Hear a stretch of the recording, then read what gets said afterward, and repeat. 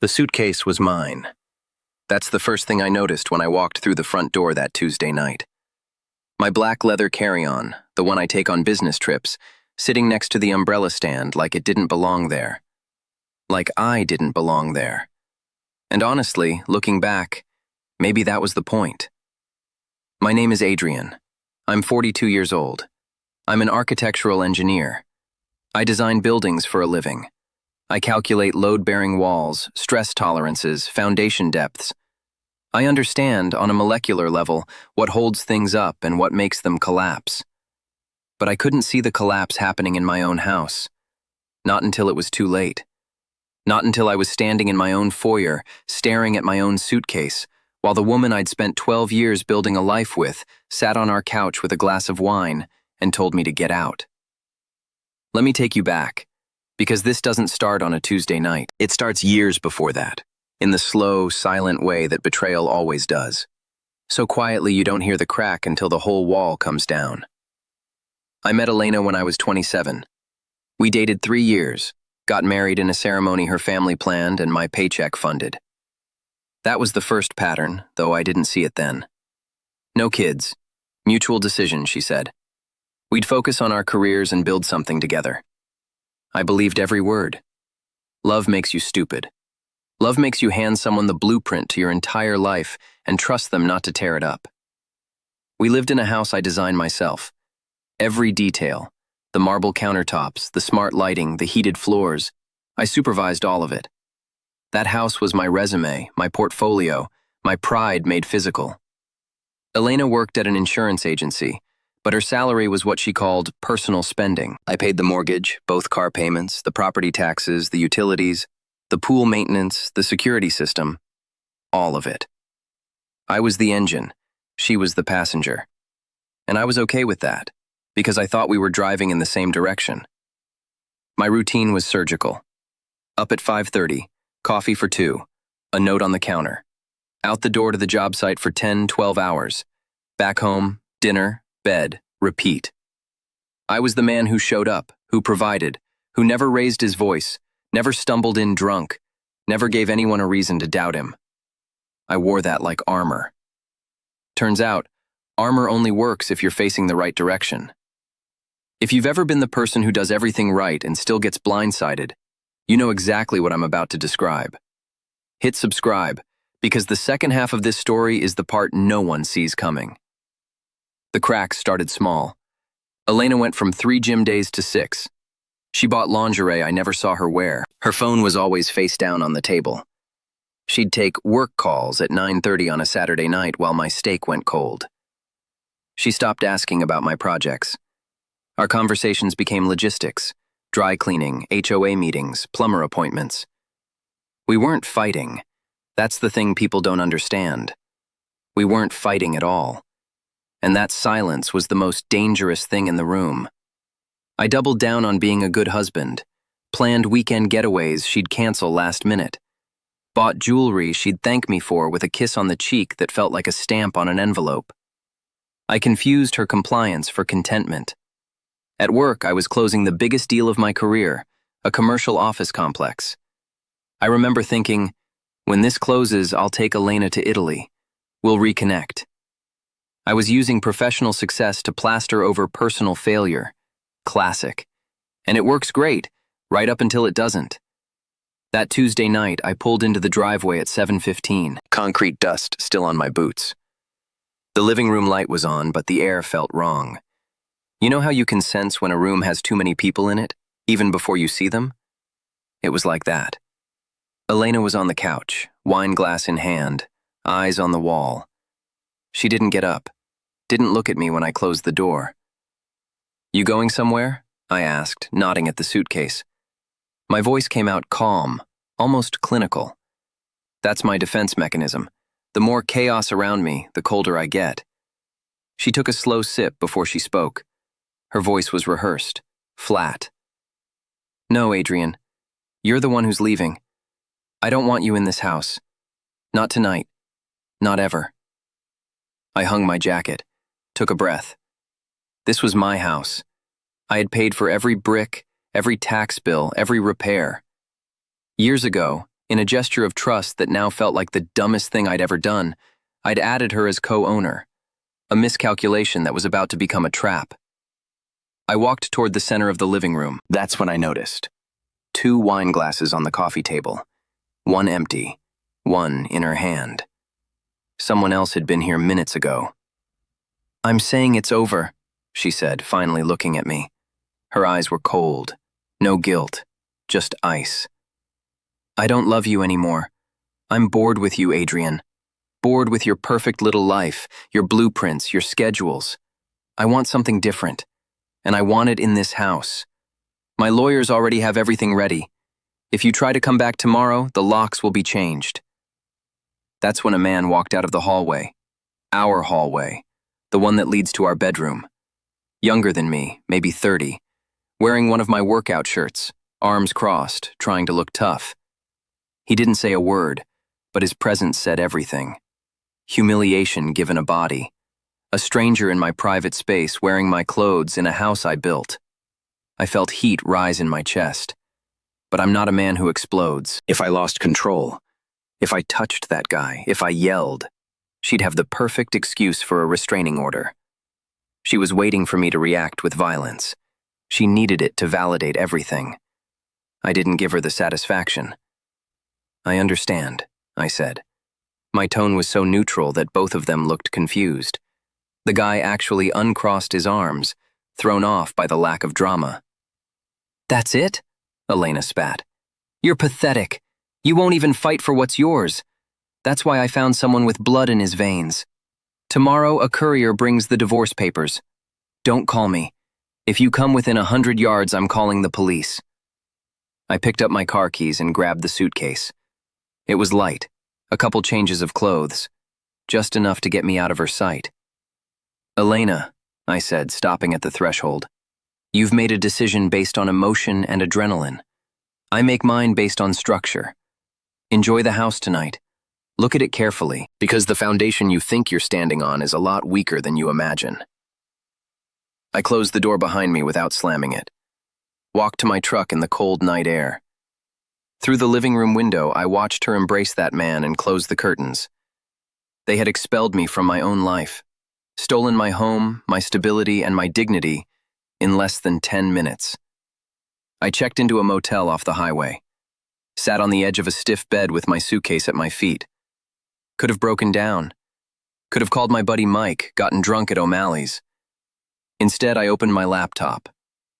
Elena thought she was keeping the crown jewel, a luxury home, a joint savings account, a comfortable social position.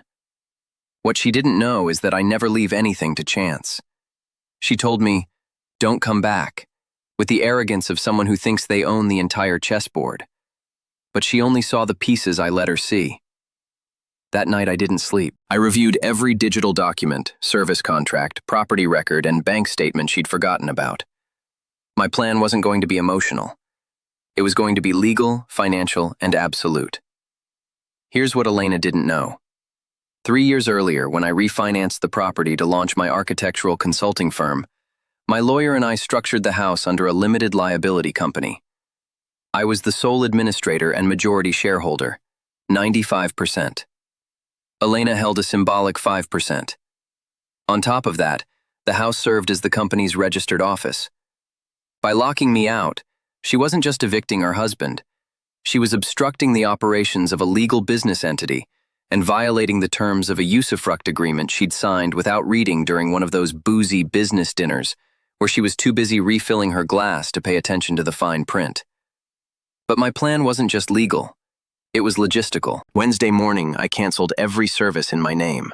Internet, streaming, pool maintenance, and most importantly, the smart home security system. Our house was fully integrated.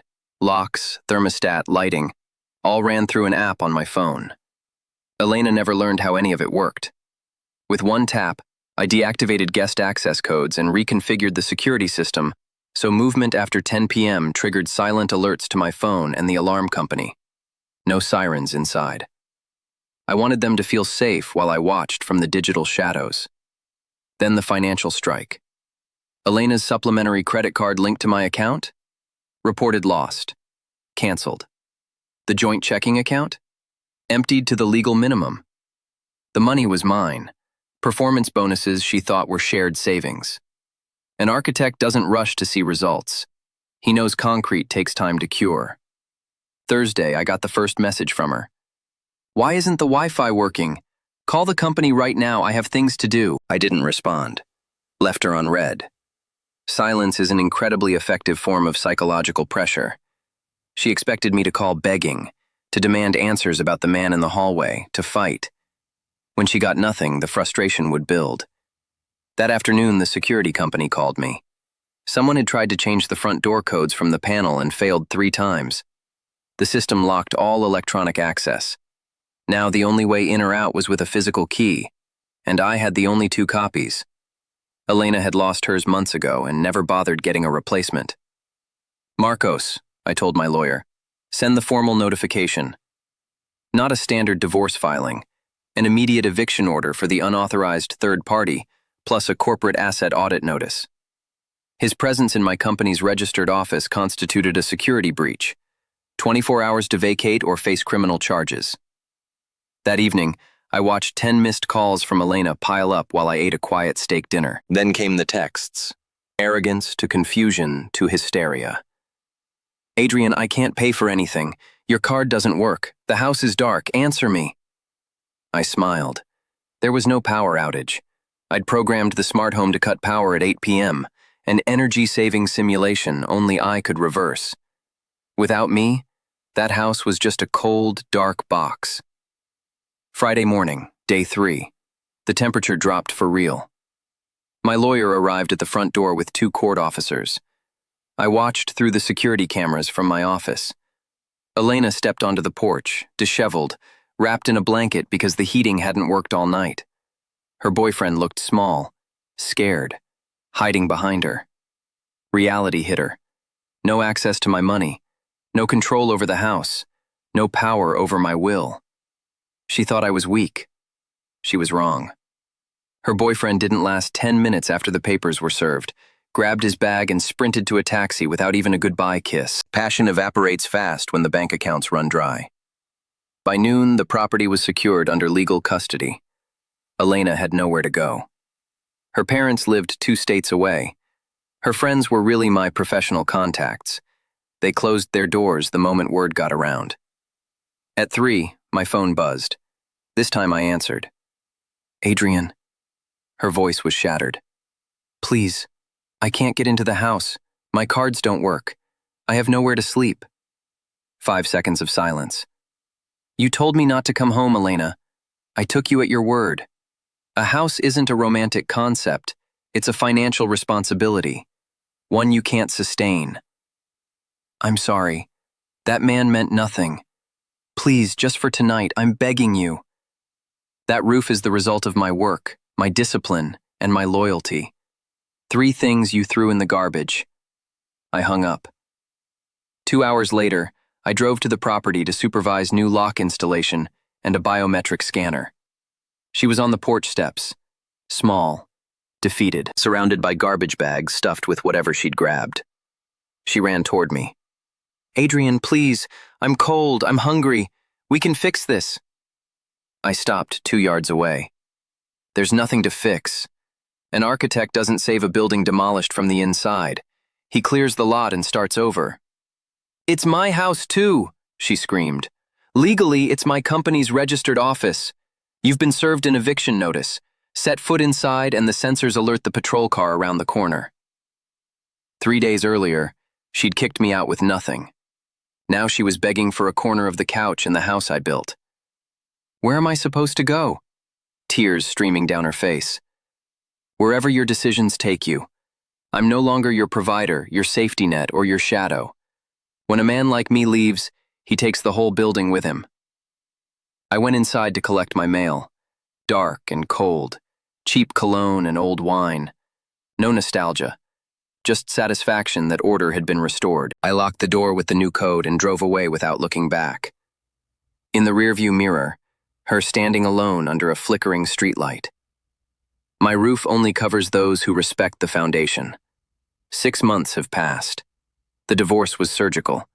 Elena tried to fight for the property, but corporate records and her own negligence left her with a minimal settlement that barely covered the debts she racked up afterward. Her boyfriend disappeared completely. Parasites only look for finished, comfortable shelters.